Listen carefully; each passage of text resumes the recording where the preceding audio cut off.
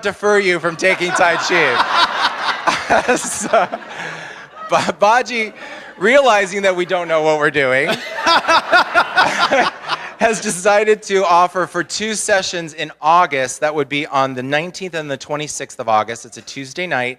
She's going to offer demonstrations, some videos to kind of ease us into it so that we kind of understand what we're doing. So that when September kicks in, those of you that are Tai Chi aficionados can join the rest of us that aren't, and we can sort of blend in. So thank you, Baji, for that. That's a great way to get us introduced to that. So, and Tai Chi is going to be happening on Tuesday nights from 6 to 7. So please take advantage of that. Now, Penelope has always got something going on with the creative arts. We've got a whole table of the creative arts opportunities at SLCA out there. So please take a look at some of the stuff that's going on. Most importantly, what's happening right now is the Poet Laureate competition. And the Poet Laureate competition is a competition, for those of you that aren't aware. We do this every year. It's our 4th year, actually. I shouldn't say every year. 4th year we've done it, and we've had great response. Penelope takes the winner from the previous year, and she writes a song based on the lyrics from the winning poem. She'll be performing that later today for last year's winner. It's beautiful, and she did an amazing job with it. But this year, the theme is Reawaken Your Spiritual Magnificence. Now, you can take that whole phrase, or you can take elements. You can take each word individually: reawaken, spiritual, magnificence, I don't care what you do. Or you can take combinations of 2 words or whatever you want to do. It's up to your creativity. Let yourselves go wild with it, but just let yourselves go wild with it. And let it happen and let it flow, and you'll be amazed at some beauty that will come from within that she can then present to all of us later on. So please join that competition. It expires in 2 or 2.5 weeks or so. So there's flyers out there about all the details and all the specifics. Please join us. Now, if that doesn't speak to you, we've got the choir. So I'm sure some of you love to sing, and some of you sing just in the shower. Well, that's not the case. The choir is going to start meeting on Tuesday nights this year, and so they're going to be meeting starting the end of this month. So please get some information about joining the choir. We'd love to have you do that. And also a big shout out to the dance ministry, because the dance ministry also meets every Saturday. They've got an outside gig. Another church has hired them to come perform at their Sunday service. So congratulations to the dance ministry, because the word is out. The word is out that creative arts are alive and well at SLCA. So please join that. The whole table, again, filled with everything you'd ever want to know. I'm sure Penelope will be out there, and so will some folks to answer any questions. The North Druid Hills chapter of Master Network, they meet here on Wednesdays from 1 to 2. Business owners, this is something that you should take note of. If you're invited to join their next meeting on Wednesdays, and decide if it might be right for you and your business. Master Networks believes that individuals who do the best business deserve to have access to the same training opportunities as large companies. So your membership provides you access to that, and to things that you would only find if you were a business in a larger arena. So please join them. Avon Drummond heads up that, and also Debbie Schroet. If you see either of these ladies, they can give you more information, or we have flyers out there, because we want to support your businesses. We want you to be successful.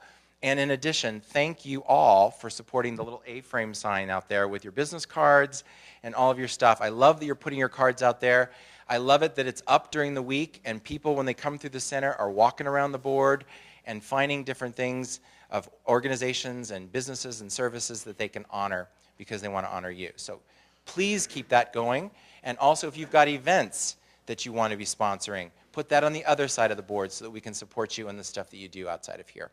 And that would be great. Now, next week, our gay and lesbian, bi, transgender group will be doing a bake sale on Sunday in between the services, or either come early if you're coming to the service, or stay late and eat. That's what I want you to do. So we're getting ready for Gay Pride, which, can you believe it? Let's just sit in this moment. October is 2 months away. All right, so I just can't even get over that. So Gay Pride is 2 months away. They're already planning the float. They're planning the booth. This year, practitioners, this is up for those new practitioners that we just announced. We wanted a double booth this year because we wanted to do treatment at the booth. So I'm hoping all these new practitioners, we have 36 of them, I'm sure we can get somebody to show up, that we can be there to give treatment, because we know that that's a perfect time for us to do that. So it is a way for you to get involved. So if you have something, Niall, stand up for a quick second. If you have something you want to donate to the bake sale for next week, see Niall. If you want to get involved with the parade, the float, whatever, see Niall. No, he's not senile, but see Niall. You are not senile, but see him to get that information. You need to change your name. So, Kroger Rewards. Last week I talked briefly about Kroger Rewards and Amazon Smile. That is a way for you to honor SLCA and give something back by doing something that you do normally every day, which is buy things. So there are flyers outside. They're two-sided. One side is Amazon Smile. The other side is Kroger Rewards. It's a step-by-step on how you sign up and designate us as your beneficiary. So please do that. That would be grateful. Is there anybody joining us for the very, very first time today in this craziness that we call this? Stand on up so we can welcome you. Welcome to all of you. Welcome, welcome, welcome. David, right up here.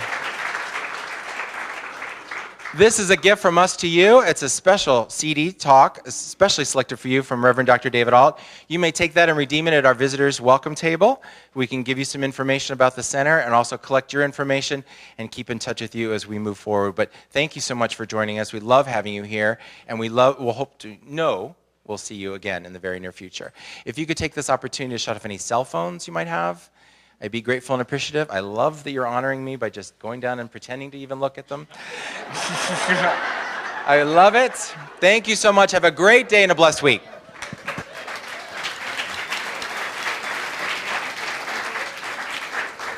You know, it's not easy to give announcements, and he does a fantastic job. All right, stand. Stand. Those of you in the cushion chairs, you might want to sit because it's so nice. But stand with your programs and let us read our declaration of principle together. I believe in one God, one absolute power and first cause to all things. I believe that this power is perfect love, and it creates out of a desire to express love. I believe all thought is creative, and how I choose to think creates my personal experience. I believe in the unity of all life and the immortality of the individual soul forever unfolding.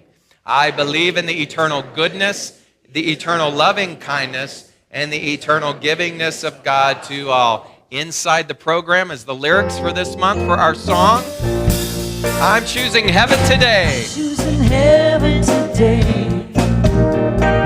I'm choosing heaven today. I am walking the road of heaven right now, singing I'm choosing heaven today. I'm choosing love today. I'm choosing love today. I hear you. I'm choosing love today. I am walking the road of heaven right now, singing I'm choosing love today. I'm choosing joy. I'm choosing joy today. I'm choosing joy today. I am walking the road of heaven right now, singing I'm choosing joy today. I choose abundance. I choose abundance today. I choose abundance today. I am walking the road of heaven right now. I'm choosing heaven today. I'm walking the road. I'm walking the road of heaven right now. Singing, I'm choosing heaven today. Share some of that heaven with the people around you and say good morning and welcome.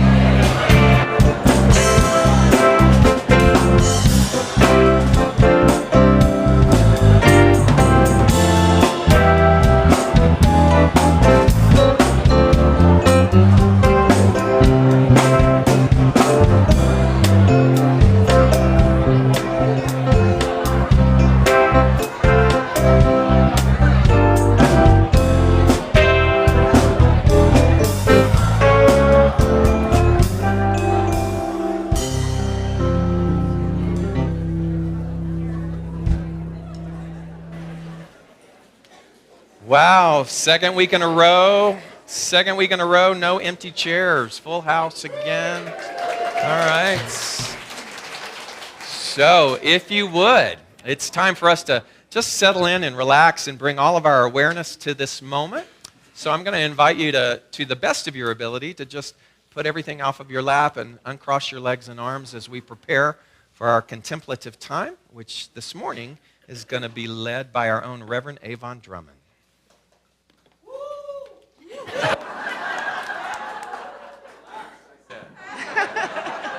Thank you for that wonderful welcome. So I'm going to be teaching the spiritual economics by Eric Butterworth, and I thought I would read something to start us off with today from the book. It'll be in the bookstore next week, but it's on page 34. It says, "And it is an important moment in your life when you discover for yourself the great truth that things may happen around you and things may happen to you, but the only things which really count are the things that happen in you." And so let's just take a time to get centered, taking a deep breath, the breath of life, and remembering why we come here each week. We come here to be remembered, to remember who and what we are. We know that there is one God, one mind, one substance that is everywhere. It's in me, it's in you. It's all there is. There's nothing outside of it. And in knowing that, I know that I am one with that substance that creates worlds. In every condition, every situation, God is there. God is all there is. And as I am remembering that I am one with that, I remember that I can now choose to be in alignment with who and what I am. And so as I contemplate the message today, as I think about my week, my past week, my week that's coming up, I'm reminded that I have the gift of choosing to remember that I am what I've been looking for. I am joy. I am unspeakable joy. I am love. I am incredible love. I am all things possible. I'm potential. I am the divine child of God. And I choose my thoughts, my feelings, my words in every situation. Because as I do, I remember that my life is coming from me, not to me. There's nothing to get because I am it. And so with a grateful heart in remembering this and knowing that the law takes up this word and does what it does without any effort on my part, I allow this to be the truth in my life. And I let it be so. And together say with me, and so it is.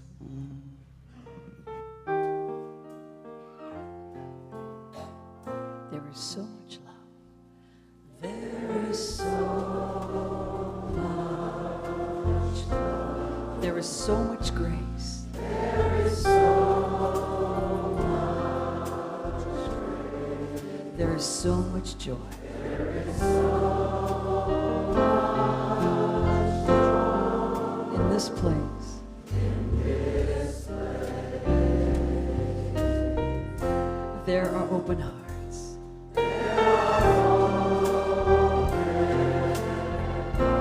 There's peace on each face.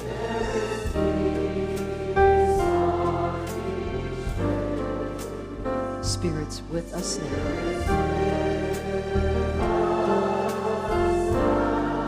In this place.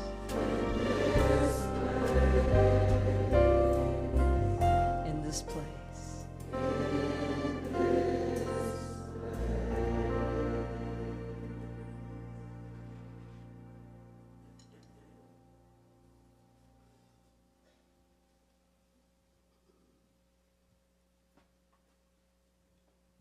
The song I'm going to share with you, the words were written by the winners of the Poet Laureate Competition 2013, Lori Palco and Deb Keegan. They were here in the earlier service, and it was such a pleasure to work with their words as I will work with one of your words should you win the competition. Please, I just appeal to you to write your heart and submit to us your poems.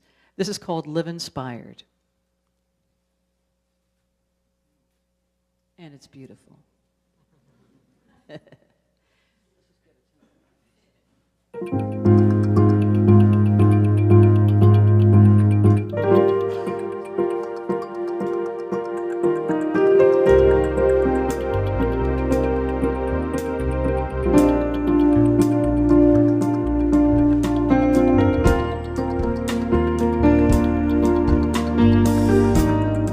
Say yes to awakening. Say yes to awaken love.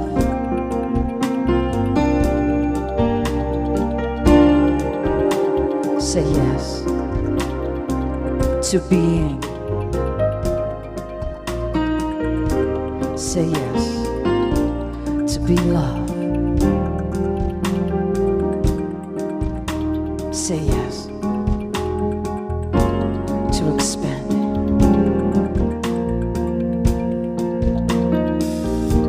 How you listen to the music of the night, where caring and connection are birthed. Say yes. What thoughts you select, why receiving is your gift. Say yes. Expand love. Awaken love. Be love. Awaken love. Expand love. Celebrate love.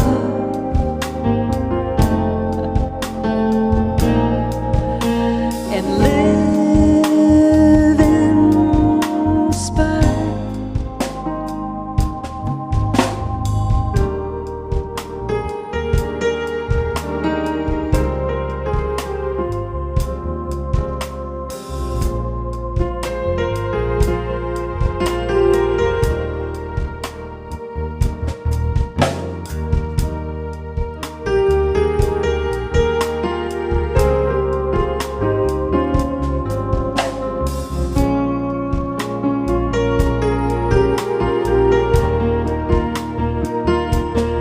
Say yes. Say yes. To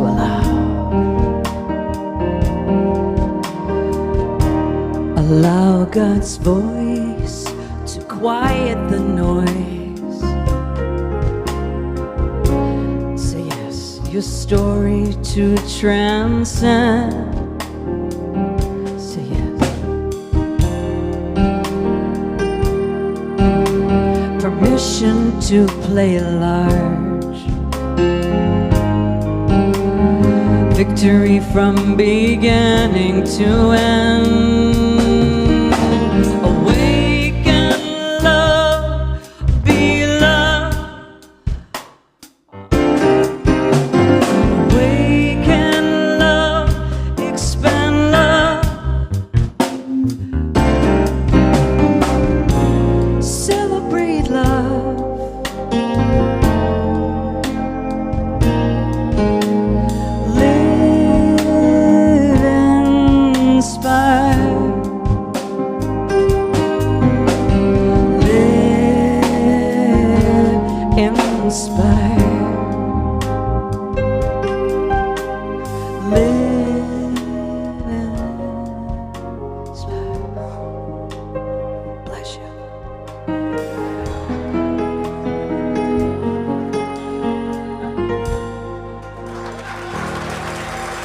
Yeah, way to go, Lexa King on the sneeze solo.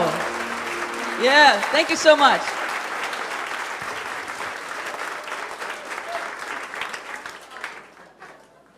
The poem has now been altered to say bless you. Thank you.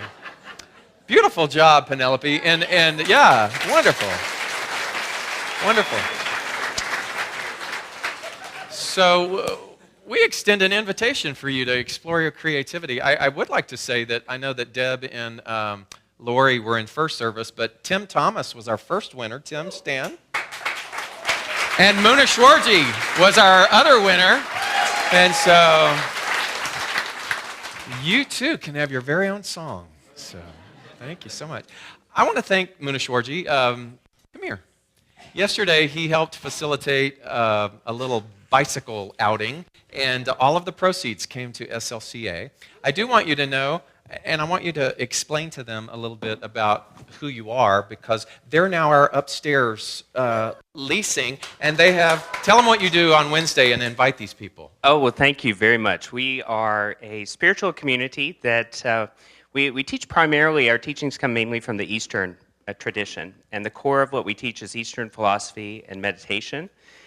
Some of my beautiful colleagues are here, our beloved Eleanor Lipton, if you would kindly stand, and our beloved Denise Foster and Janice Cohen, who are all part of our community.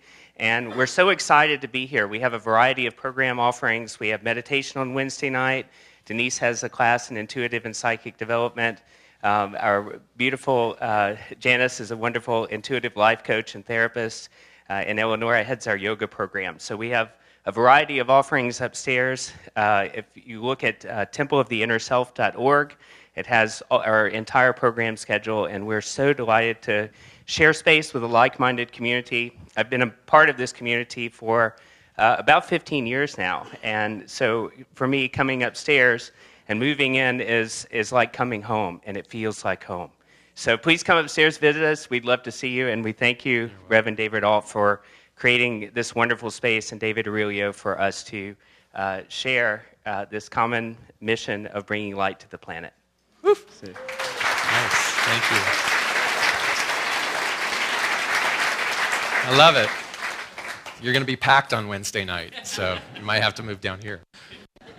Reverend Dr. Barbara Waterhouse was here, as I mentioned, to help facilitate the panels for our practitioners, and she was walking around our building this week and touching things, you know. She goes, it's all so meticulous, and she was looking at all the little pictures and the ornate this and the ornate that, and I said, why, is your place not up to par with ours? And she goes, no, it's just so wonderful to see, you know, to see how community and how centers do what they do, and yours has such a vibrancy about it.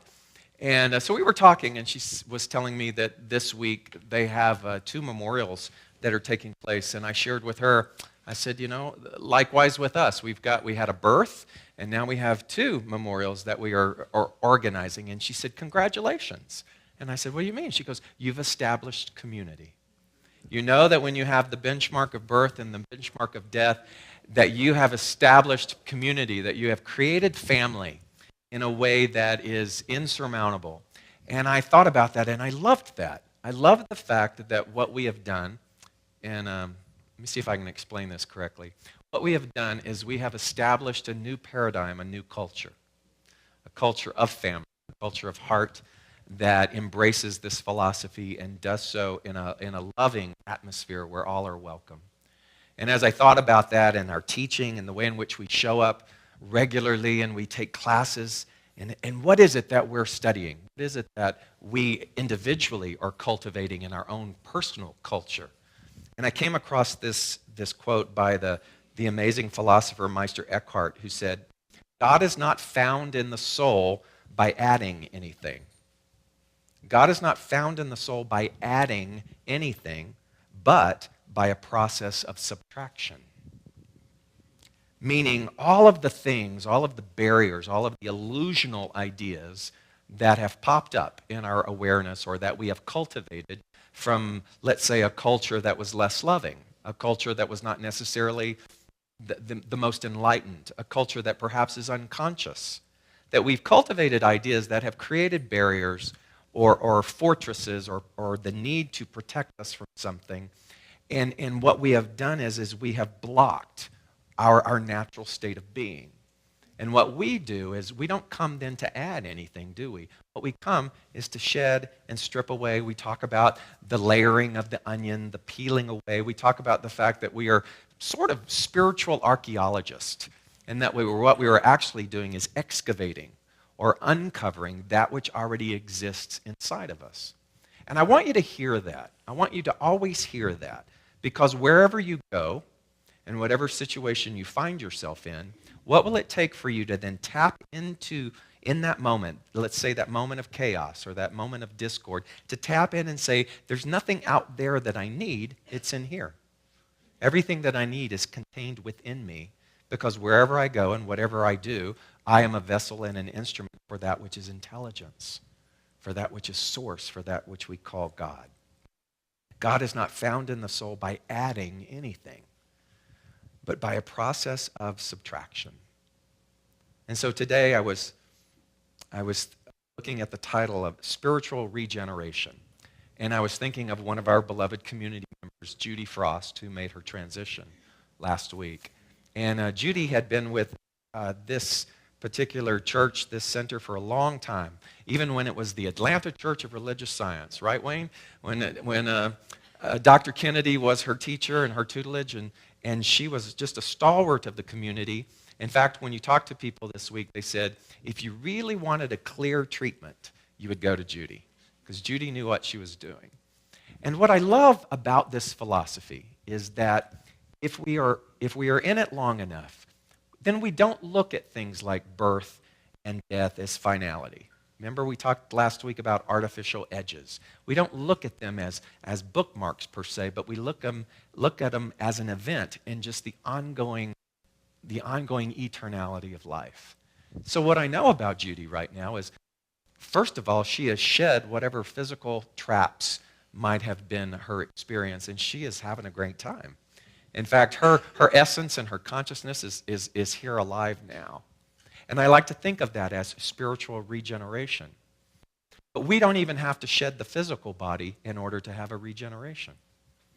Regeneration, in and of itself, it's this English word that is sort of a smash up of the word palin, which means again, and genesis, which means birth. So birth again, birth again, birth again. Birth of what? A new sense of awareness. In traditional Judeo-Christian ideology, I didn't even know this, but spiritual regeneration is the term used to describe you being born again. You know what I mean by that, right? Born again. And so for us, in a metaphysical idea, we realize what that birth is. It's the birth of a consciousness that already existed, not adding something to, but uncovering what was there. You get that, right? It's not adding, you're not claiming something that's been absent. You're uncovering something that has been with us all along. So spiritual regeneration is that rebirth of consciousness within us. So I came across several examples this week of time-lapse photography. Any of you ever been fascinated by that? It's amazing, because what happens in the mechanics of that is that a photographer will set up a camera on a very sturdy tripod. He will set the timer, and then the picture will take images like every 5 seconds. And they will do this over an extended period of time. It works best with things that move slowly. And so, in other words, clouds drifting by. And the one that I love to watch is the seed in the ground. And they have this time-lapse photography.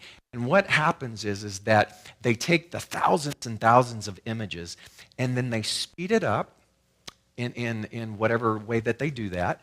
And then what you get to see is the growth process immediately before your eyes. So you see the seed, and then you see the seed in the germination. You see it crack open. You see the sprout come up. You see the sprout push the dirt away. You see whether it's a vegetable or a flower, you just start to see the unfoldment of this thing in like what they would say real time, this time-lapse photography. And what I love about that imagery is that if I were the seed or if I were that plant, the freedom in knowing that it's all handled. In other words, the seed's not going, oh my God, I hope I can do this. You know? Is it safe? Is it safe? You know, it does. That's why they call it nature, natural, right? And so the photography, the time-lapse photography captures the perfection of the process without any obstruction.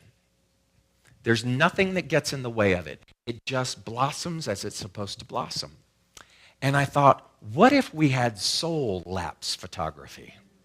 Meaning that there was this lens on the soul of us, and if nothing got in the way, remember the stuff I talked about earlier, all of the psychological drama and chaos and domestication that we've been through, if all that was stripped away, and you were just this pure soul, this pure seed, then what would happen if the soul, then you were able to just watch it blossom, unobstructed? And the reality is spiritual regeneration is like that. And so you and I get to go, what's in the way of that? What is stomping that down? Where are we practicing withhold? Where are we with this soul of us, this perfection of us going, I don't know if it's going to be okay. And so we inhibit that. And as I was looking at that and thinking about that, I came across this young boy when he was 12. He started taking selfies of himself every day up until 19, the age of 19. That's a lot of selfies, right? And somehow he had taken them all, and then in 90 seconds, you saw him go from 12 years old to 19. It was fascinating, fascinating. And as you watch that progression, I couldn't help but think about the phraseology that we've entertained sometimes. You know, what would the older self, if it had the opportunity, say to the younger you? You know, if you could go ahead in time, what would that person say to the person sitting in this chair right now? What would that 19-year-old have said to the 12-year-old in the process of taking all that selfies? You know, hopefully it would be, everything's going to work out. It's going to be cool, right? So what about this? What if the soul of you, the soul, the eternality of you, where Judy Frost is experiencing, what if that soul could speak to you right now and tell you everything's going to be okay? As long as you don't step or impede the growth of that seed, everything's going to unfold and blossom exactly the way that it needs to. What would it take for you to not only entertain that, but to accept that as your reality? So you really have to stop and think about that, don't you? Because what does that say? That says that the responsibility of that effortlessness is whose? Ours. The ability to be able to have that experience, we are told, is there. Nature is our greatest teacher. So what would it be like for us to be able to not qualify things? You know what I mean by qualify things? To say, I will be happy if. That's a qualifier. I will be happy if you act the way that I want you to act. I will be happy if everybody buys a chair. I will be happy if. So whether you realize it or not, we're qualifying every single day. I'll be happy if there's no traffic on my way to work. So then traffic becomes the barometer of your happiness. And I was reminded of this by this amazing book that we've been reading this summer, The Untethered Soul. And it gets really hardcore sometimes. You know, when it gets hardcore, you do this. You're reading and you go like that. That's it. That's when you know it's hardcore, right? And so there is this chapter in The Untethered Soul. It's called The Path of Unconditional Happiness. The Path of Unconditional Happiness. So think about the idea of qualifying. And what he says is, the same goes for the question about happiness. The question is simply, do you want to be happy? Do you want to be? Think about that before you answer. Do you want to be happy? If the answer is really yes, then you get to say it without qualifying it. After all, what the question really means is this. I love this. Do you want to be happy from this point forward for the rest of your life, regardless of what happens? Because who is in control of the happiness? You are. Just that person over there is in control. Speak out. That's right, speak out. And so, think about that. Look, do you want to be happy from this point forward for the rest of your life, regardless of what happens? Is that even possible? Of course it's possible. Anything's possible.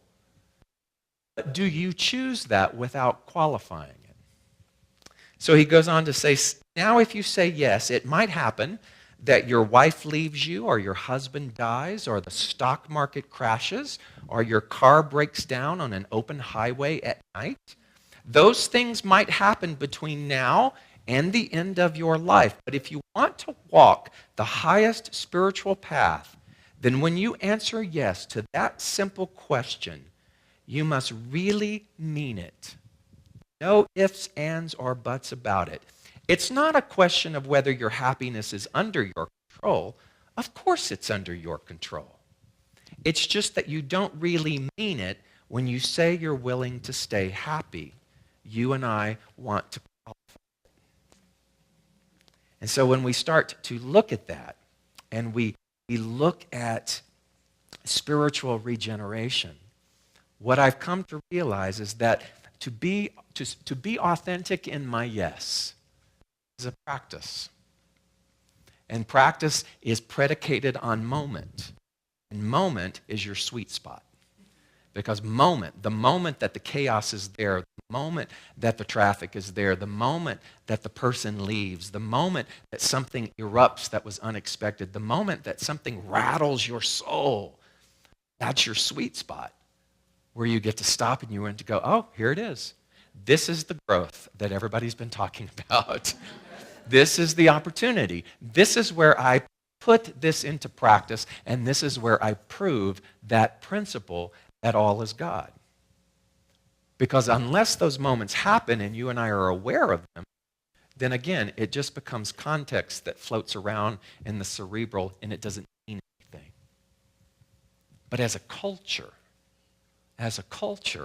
what I have observed over these years is that people who are here are willing to dive. And man, when you get a collective that's willing to dive deep, then you really start to move and shake and manifest and do things that have lasting power, sustaining. But what is it that you and I say yes to, and that yes is just lip service? I remember once Oprah saying something to the effect of, I never knew what an authentic yes was until I learned how to say no. Because so often in her life, and like most of us, what we do is we just go, we're yes people. Yes, yes, yes. But we don't mean the yes. It's yes, I can't believe I just said that. Yeah. Right? But to say no means to say no to what doesn't serve you so that the yes becomes authentic. And to be able to say yes to that quest for happiness knowing it can happen. Speaking of Oprah, hi, Oprah. She has a way of making her presence known. I was watching an interview that she had with parents. They had lost their son. Their son was killed in the Sandy Hook Elementary School shooting. And it was just the most breathtaking interview because the mother of the child said, of course I have a hole in my heart. Of course my heart hurts when I think of him, but I'm not interested in filling the hole. What I'm interested is in expanding my heart enough so that it includes the hole, so that wherever I am and whatever I do and whatever I think about, I'm including him in all of the actions of what it is that I participate in. I loved that. Because what it indicated to me was the idea of spaciousness, of creating a container large enough whereby we can say yes without having to add anything else, but to just make room for all that is. I was having lunch with one of our pastors here in Atlanta, D.E. Polk. Everybody know D.E.? He's the minister at Spirit and Truth Sanctuary. And he was discussing with me his journey in their culture, because they were hardcore Pentecostals, right? And that was the dynasty that he had grown up in. And he had this, as you know, he's spoken here before. We actually, several years ago, joined congregations and had what was called a rally for inclusion. And we were talking about we want to do that again next year. And he was saying, you know, sometimes it's tough, this culture thing, this shift in perspective. And he said, I used to walk around saying all the time that it's hard to do this in Atlanta. It's hard to do this in the quote, quote, Bible Belt. It's hard to preach a gospel of inclusion and to support people in relinquishing the idea of hell as something off in the future, and to realize that's a state of mind, that's a choice. It's hard to do that. And he kept saying, I used to say, that's hard to do that. And he said, and I was driving around in Asheville, North Carolina with my sister, and I was complaining to her, and I said to my sister, you know what? It'd just be easier if we just closed it down and we came to Asheville. Because, you know, and he's looking around, because everybody's in, you know, eating granola and wearing Birkenstocks, and everybody's laid back, and they've got this sort of, yeah, sensibility, whatever. And he goes, it would just be so easy to just pull up stakes and to come to Asheville. And so she looked at him, and in her sisterly wisdom, she said, look around, and they were in the main hub of Asheville. And she said, look around. How many vegetarian restaurants do you see? So they went around. There were 7 vegetarian restaurants. And she said, and what's that one over there? And it was the Rib Shack. And the line was around the corner.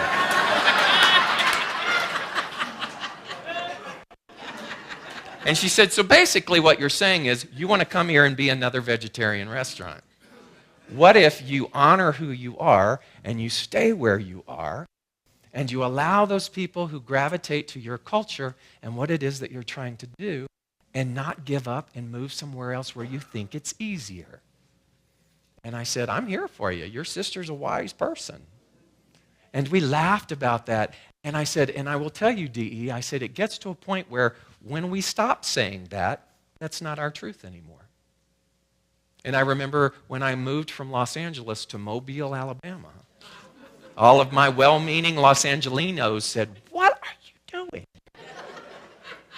But honestly, I never entertained the fact that I was dumbing down. And because I didn't entertain the fact that I was dumbing down, some of the most amazing people walked through the door of that center in Mobile, Alabama. They were incredible people. More substance. For those of you watching from Los Angeles, you may turn off now. Far more substance than a lot of those people from Los Angeles, right? So it is what? It is what we think it is. It is what we create for ourselves. And in our regeneration, in our spiritual rebirth, if we can remember that we are not missing anything, we are not giving up anything, what we are doing is uncovering that which already is. And so as I thought about that more and more, I was writing last night, and lots of imagery came up for me, and I wanted to share some of that with you today. I wrote that you are rebirth and you are death. You are all of it at the same time. All of it at the same time. What the significance of that means is to comprehend that the activity of searching is misleading. There is no need for searching, at least in the spiritual realm. The activity of searching is to believe in something's absence. There is no absence of anything. To be absent is to be missing. Nothing is missing. Nothing is non-existent. So is it actually, perhaps, it could be semantics, but is it actually inaccurate when we try to describe light and darkness, remember what we always say? That there is no such thing as darkness, it's only the absence of light. What if darkness is simply the non-recognition of light? Maybe I'm toying with the English language a little bit, but I love the way that gets clearer for me. Because when I think of the word absence, I think of something missing. So what if darkness is simply the non-recognition of light? What if you think that's what's missing in your life or absent from your life is just your non-recognition of it? That you are actually walking around fully loaded. You're packing heat. All right? That's not what I wrote last night. So there is only non-recognition. When you recognize, you regenerate. You regenerate the whole of you. When you recognize, you expand into the larger framework of your purpose and your talents. There is only recognition, and saying yes to the perpetual invitation to use and access that knowledge, the support, the guidance that is available to you each moment of every day is exactly what you are designed to do. It is as though you are a painting. And in this perceived size of the painting, you have put a frame around that painting. But the more you regenerate in your authenticity, the larger the canvas begins to appear, which means you have to do what? You have to create a new frame, which means you have to create new space for the authenticity of who and what you are.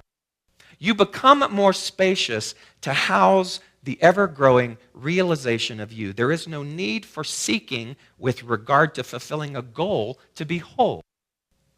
You are whole. You are complete. Do we not say that all the time? You are whole, complete, and perfect. We say that. Now our humanness goes crazy with that. But the soul of us, that's why we love to say we are perfectly imperfect. And in our imperfection, we are moving more and more and more to the realization, the spaciousness of that perfection. So it's much like a picture puzzle. See if you can get this imagery. Much like a picture puzzle with all of the pieces already pieced together. So imagine this massive puzzle. All of the pieces are already put together, so every piece exists, and every piece is already connected. And that puzzle is you and I. But what happens with that puzzle is there's a cloth over a portion of it, or some kind of interference, much like the soul lapse photography. Something is getting in the way of that.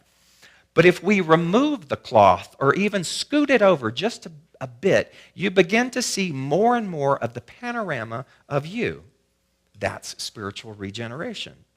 That is being reborn or reawakened to your total nature, your wholeness, your godness. You can converse so much. You can conserve so much of your energy by ending the need to fix the many somethings that you feel is wrong with you. You are the totality of this puzzle, and all of the pieces are there. There is no puzzle piece missing. So then, what is the thing that you feel is missing? The recognition. And how do you go from where you are right now, consciousness, to a greater allowing of recognition? It's the sweet spot of the moment. It's maybe something I'm saying now. Maybe it's something that you hear on your way home. Maybe it's a smile. Maybe it's a handshake. Maybe it's some solution that is wallowing around in the field of all of that which is quantum. But whatever it is, you must allow yourself to see that nothing is missing except the memory of your perfection. And so as we understand that and embrace that to the degree of our willingness, then what we see is that indeed life, this human thing, is all about the growth of that and the practice of that. One of the foundational voices of new thought name was Emma Curtis Hopkins. And she said, as we try to do this, we find one old belief in evil after another to be gotten rid of. It's as if all of that stuff is there. And she said, it's like a game of 10 pins. That would be bowling for our generation. It's like a game of 10 pins. Beliefs, these beliefs are set up in an array, and we roll our ball of awareness, or our ball of denial, towards those pins, and we knock them down. And lo and behold, when those are scooted away, you can just see the thing go and it scoots it away, then lo and behold, there are more pins that come up. And so it's the constancy of going, oh, okay, I see that. And so in our regeneration, do you want to be happy?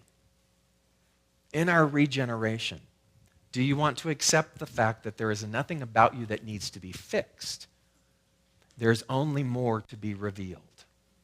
We can say it this way.